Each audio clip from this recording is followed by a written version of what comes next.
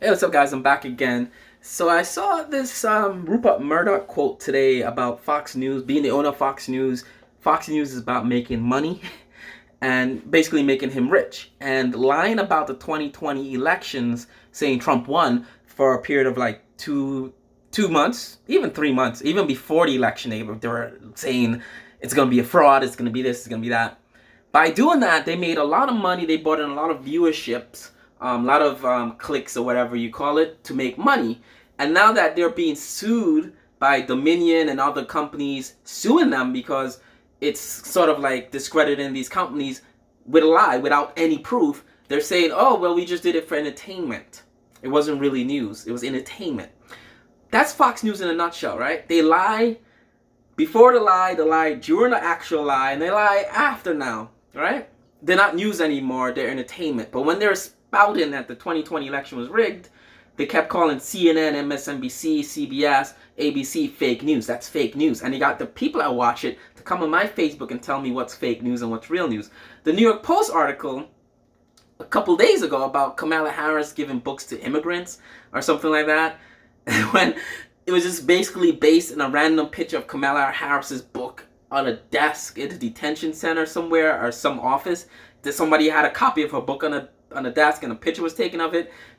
And somehow I got mixed up with detention center immigration pictures, and Fox News, New York Post, same company, felt it was their right to run a whole article, not like a snippet, a whole freaking article about Kamala Harris and Democrats are giving books to immigrants coming in to get them to vote for them or some nonsense or whatever the nonsense. Discredited really quickly. Even the author or the writers involved in that quit, saying they're told a lie about it, literally told a lie about this New York Post. Same people that call other news outlets fake news, literally lying, getting caught lying. To the point where they pulled the story from the website and then put it back on with a different spin on it to say, oh no, this is what we really meant. They're lying after the lie. It's just insane. Even if I was a Fox News viewer, a Trump supporter, a Republican, the thing that bugs me about all the lying, Ted Cruz going to Cancun and saying his daughter, he escorted his daughter, he was coming right back. The thing about lying, they don't man up, right? As a kid growing up, right? The most valuable thing my parents taught to me, right? Regardless of from white, black, take everything out of the equation. The most valuable human asset you could have, anyone on the planet, rich, poor, whatever, is owning up to your mistakes. One is the way we learn, right? I'm sorry, I won't do it again. I'm sorry, I realize what I've done to you. I realize by doing this, that happened. By doing this, I hurt you. By lying about weather on a map and drawing fake lines on a weather map and telling you guys where the weather's going to go when we actually saw it go over there. I'm sorry, it was a mistake or whatever. I wasn't thinking straight. Let's move on from this. Let's grow from this. Let's learn from this, right? I become more of a man every time I make a mistake. By doing this, mistakes make us stronger, smarter, better, moving ahead. If we keep lying about the stuff we lied about yesterday, and we lie about it today, and then we lie about tomorrow, we're stuck in a rut, right? Joe Biden's speech, beautiful speech. The best thing about the speech, he wants to move forward. Republicans are stuck in this dark cloud of confusion, of hate and anger and division, and they're stuck in their own like Tasmanian devil cloud, like whatever they're doing. And Biden from the podium 2 nights ago, between Nancy Pelosi and Kamala Harris, right, said, I'm going to move forward in this whether you guys want to or not, right? Stay stuck in your zone, stay stuck in your hate, stay stuck in your confusion. I'm going to move America forward without your help, right? That's the voice of a president, right? He's not there to and then their rebuttal is he's spreading division. He wants to move the country forward. Nobody wants to be arguing about the same shit, 2020 elections and all that nonsense, 2021. Nobody wants to argue about should we take a vaccine or not. It's fucking a year and a half of this nonsense. People are arguing about vaccines and wearing a mask. Nobody want. Come on now. Move forward. And that's what Biden's speech was about. Moving forward, right? It's going to cost money. I want infrastructure done right. It's going to cost X amount of money. This is how it's going to be paid for. Simple as day, right? There's no confusion. There's no 850-page litigation memo or our instructions of the infrastructure plan. He spoke what it was about. He said, this is what we're going to do and this is how we're going to pay for it. If you guys want to move forward with us, move forward with us. If not, stay in your cloud, stay in your bubble. We're going to move forward as the country, right? And that's what being a man is, right? It's about moving yourself forward and people that literally have nothing to do with you forward, right? If I'm leading the country, I'm leading the country. I'm not leading Democrats, right? Or Republicans. I'm leading the freaking country. And that's what a leader does. And that's why I appreciate Biden. In a way, I tell all my Republican friends, I just spoke to my friend yesterday. I said, you guys don't deserve Biden, right? You guys voted for Trump. You should have gotten another 4 years of Trump, right? Look at what's happening in India right now. BBC had a whole thing. They said, had America not vaccinated the way we did, right? We would literally be India right now. Literally, that's what we would be. Had vaccination rolled out under the Trump non-vaccination plan, where he's kind of telling people don't take it, but then take this, it's confusion, right? Biden said, I want 100 million vaccinated in my first 100 days in office, something like that, right? He had a plan, right? We see what happens when vaccination does not happen. Look at India, look at Brazil, right? India, 1% of the population has been vaccinated in a country that manufactures the vaccine and exports the vaccine. 1% of the population got vaccinated so far. And the vaccine's been out for almost 4 months, right? Weird. And the death tolls, the can't even bury people. They're just burning people from on the streets, right?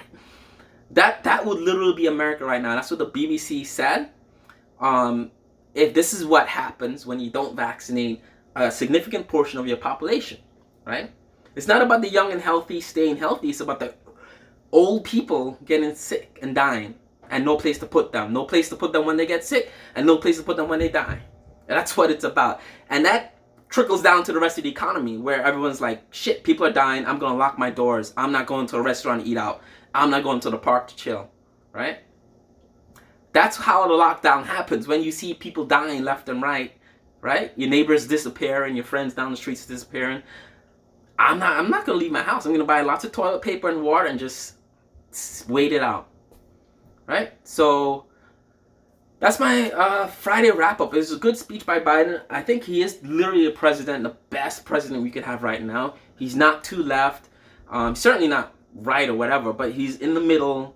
And when you're in the middle, you see things that far left people won't see, and far right, Trump was far right, whatever. You see a lot more than meets the eye, right? You can see the future from the middle, right? That's why we don't drive a car from the back seat. That's why you don't drive a car facing like this. We can't drive a car facing looking backwards, right? You drive a car facing forward, and that's what Biden is. He's driving the car. He's driving this country forward by keeping his vision straight to the future, right? He's not looking left. He's not looking right. He's not looking behind. He's going forward, right? I don't know what Trump would have been 4 more years of that, but I told my Republican friends, Biden's the best president you guys could have. I know you're upset about the oil and coal and all that nonsense, and the climate change was an issue, and transgender people getting rights and protection for LGBTQ people. It was a thing, and abortion was a thing, but arguing about those things, does it move anyone forward? No, it doesn't, right? Right? Moving forward is fixing the infrastructure, laying stuff for the future. And it has to be done now. And I understand it now more clearer, right? It has to be done now whilst the country is recovering from the pandemic and the economy is growing. From new places, not from the same old, it's not growing from Wall Street anymore. It's growing from the neighborhoods, from the communities, right? From healthcare has to grow, right? We understand the need for healthcare now from the pandemic. I was just telling my Republican friend in the military, I said, well, Jesus Christ. Well, America has been a country obsessed with buying bullets and bigger guns for like the last 30 years, right? Since Desert Storm. We've been obsessed with buying the biggest guns, the biggest missiles, the fastest. And look what undid the country, right? Look what killed more people than any war in the history of America. The Civil War, World War II. What killed more people? A virus, right? A virus, right? Bullets, helmets, guns, spaceships couldn't have prevented that, right? But our broken healthcare system that we ignore, right? When it comes to healthcare and education, No, no, no. We don't want to give funding to that. When it comes to the military, Republicans are like, let's fund the hell out of the military. Let's give them everything they want. Bullets, planes, guns, rocket ships, right? But a simple virus, right? Simple virus undid the entire country. I'm still working from home for a year. Like I'm hunkered down. Like we've been, literally, like Biden came and talked, said, this is an attack on America. We have to fight back, right? Right? It wasn't missiles or bullets that's saving us. It's a vaccine. It's science. It's technology. It's healthcare, education, letting people understand what's happening. Right? Right? These are things we have to build from. And Biden's speech was about that. It's about building these things that we have deficits in.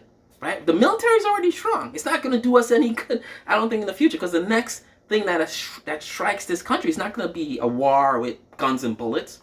Right? We're past that stage already. Once you have nuclear arsenals, right, no one's going to war with guns and bullets anymore, right? Right? Guns and bullets is just for show at this point, right? You're not winning anything with guns and bullets or planes or tanks or anything like that, right? So nuclear arsenals, right, is what gives you sort of like, makes your chest high, right? Having all the nukes, right? That's what makes your chest high, not guns and bullets and military and all that nonsense, right? What makes your infrastructure strong in the country, right? Besides the concrete and brick and mortar and brick and mortar stuff, is the people. You make your people strong. You educate your people. You give them good health care, right? And they grow up strong families, strong communities, right? Right? And this is without religion, without like going backwards, right? This is going far, right? The best way to keep our family unit strong, that a lot of Republicans say the family is the core of this country, educate them, give them good health care. All traits of the economic tower, right? From lower class, middle class, upper class, right? Give them good education, right? Good health care. That's all people really need, and jobs. That's it, right? I don't need a militarized police force walking through my neighborhood to keep me safe, really? I don't need my military spending to be crazy high, right? Right? I just need education for my kids, healthcare for my family, and good paying jobs, wherever I work, right?